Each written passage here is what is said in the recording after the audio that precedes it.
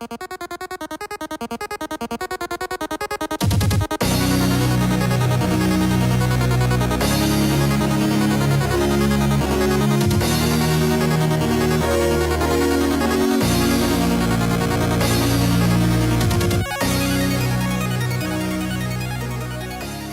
everybody, and welcome back to another Kraken Packs video. I'm your host, MrBevers. Today we are going to be looking at the Sarkhan deck for 2019 Core Set, or Core Set 2019.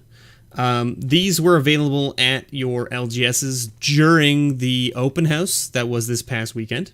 If you didn't manage to pick them up, I'm going to open one now so you can take a look at it. Isn't that cool? That's what I think. We're going to open it up.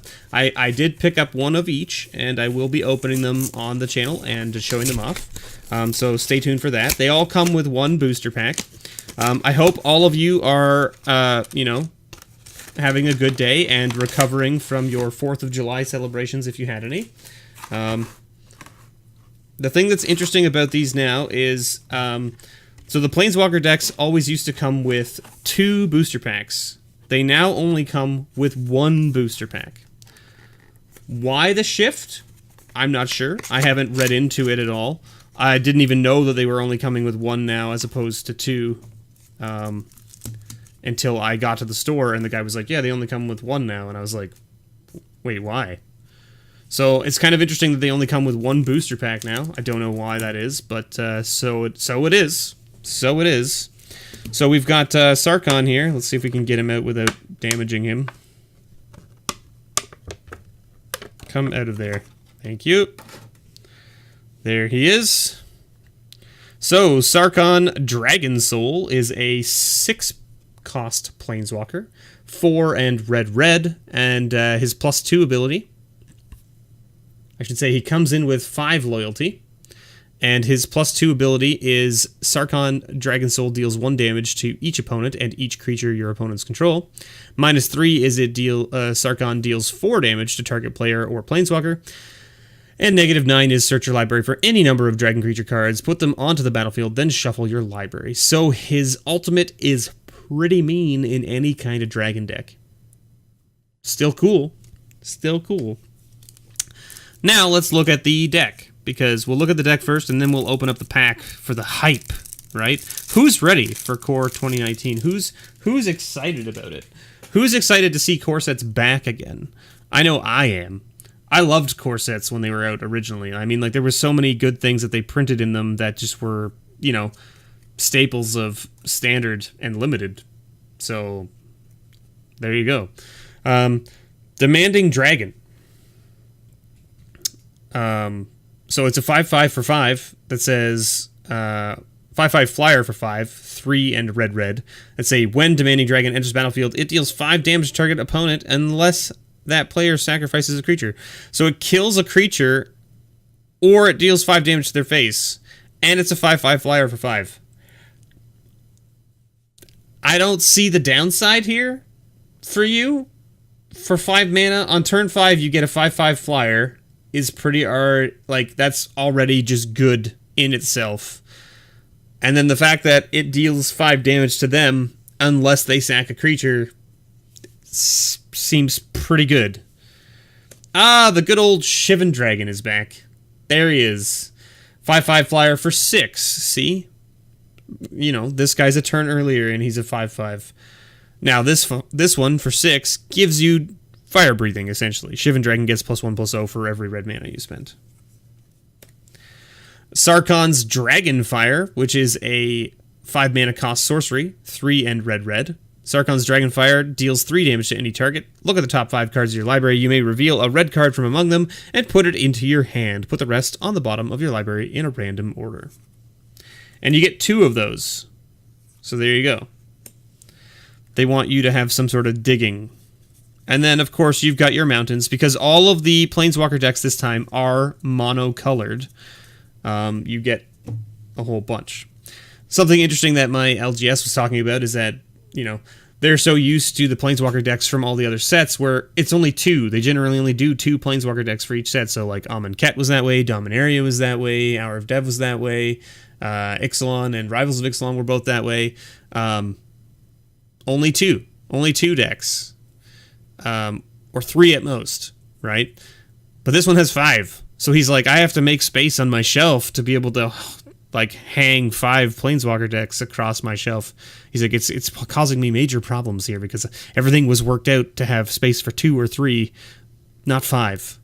So now I've got to figure out how to shift everything around and get it all to fit properly. And I was like, yeah, that is unfortunate, that's for sure.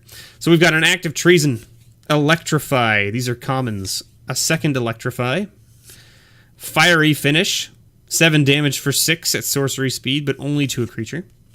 We've got a Goblin Motivator. Target creature gains haste until end of turn. A 1/1 Goblin for 1. Seems pretty good. A 3/3 Haster for 4. Typical to core sets. Lightning Strike is back. There it is. Everyone remember Lightning Strike? I think this card came out in the Theros block, and then they realized how good it was because it's just 3 damage for 2 mana instant speed, which is just good. And they were like, well, we'll reprint it in the core sets. So they did in a couple of the core sets after Theros, and then when the core sets went away, of course, we didn't see Lightning Strike again. But it's back. It's back, baby. Lightning Strike. We got Onake Ogre, a 4/2 for 3. We got 2 of those guys. Trades up. We got Shock. Of course, Shock is back in the common slot. Deals 2 damage, instant speed, any target. We got Spark Tongue Dragon, a 3/3 for 5.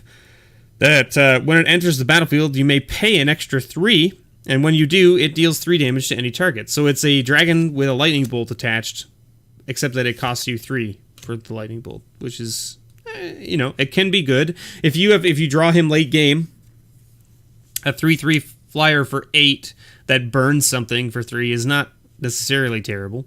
Thud. As an additional cost to cast this spell, sacrifice a creature. It deals damage equal to the sacrifice creature's power to any target. Oh, that's pretty cool. You're just throwing one of your beasts. It's like Fling, only it's 1 mana and sorcery, but it only goes to creatures. Trumpet Blast, of course. Attacking creatures get +2/+0. Vashino Pyromancer, another wizard. Ooh, this guy's a wizard. So Pyromancer enters the battlefield that deals 2 damage to target player or planeswalker, and you got 2 of those. A 2/1 wizard for 2 is pretty good, especially for the red deck, especially with the wizard cards that came out in Dominaria. Volcanic Dragon, 4/4 flying haste for 6. Just a very good card there. Meteor Golem. This card seems pretty neat. It's a 7 mana cost, 3/3, but when it enters the battlefield, destroy target non-land permanent that they control.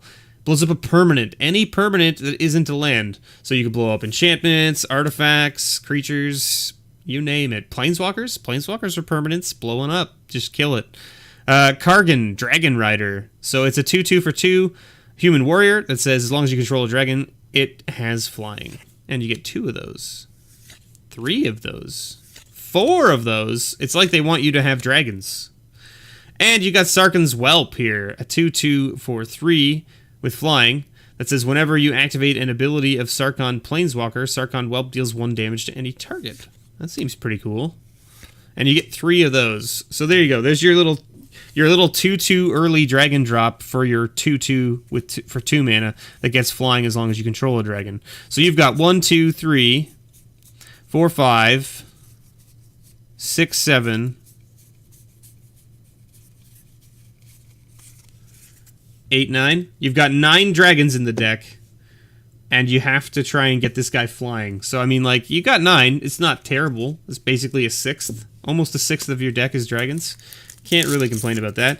Let's open up the booster pack. Why not, right? What are we going to find? What are we hoping to see in our booster pack?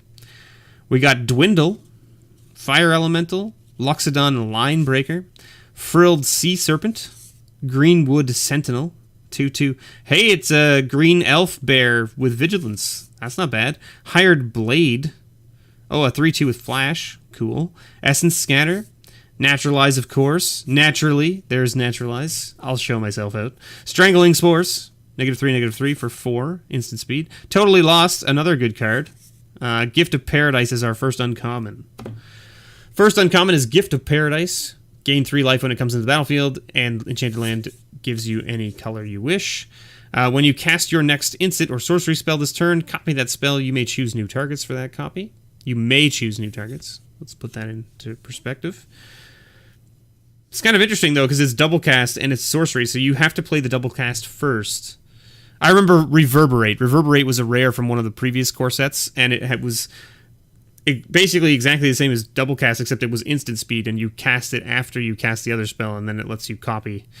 I think, obviously, Reverberate is probably a little bit better than double cast, but double cast might be an okay replacement for not having a Reverberate these days.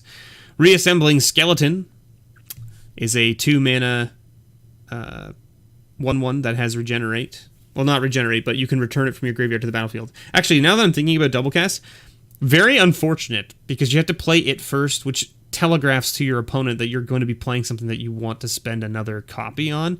So chances are they hold their counter spells or whatever they might have back for the second spell, because if they counter it, you only get one. Oh, you still get one, though, because it's whenever you cast it, so it's not whether it resolves. So as soon as you cast it, you still get a second copy. So, all right. Oh, snap! We got a Mythic in our random pack. Resplendent Angel. There you go. A 3/3 for 3 Angel with flying. It's 1, a white, and a white, and it says, at the beginning of each end step, if you gained 5 or more life this turn, create a 4/4 white angel creature token with flying and vigilance. Pay 3, and then a white, white, white, until end of turn, Resplendent Angel gets +2/+2 and gains lifelink. Well then, this is a card that will have to be going into the Angel deck that I built, because the Angel deck I built is specifically built around Lyra and gaining life and making Angel tokens. So I guess they printed this card specifically for that deck. I didn't know that they had, like, talked to me about doing that. I appreciate that they came to me for advice on what kind of Angel to print. This is a kind of cool beast token. The art is very interesting and different from their previous beasts. And it looks very scary.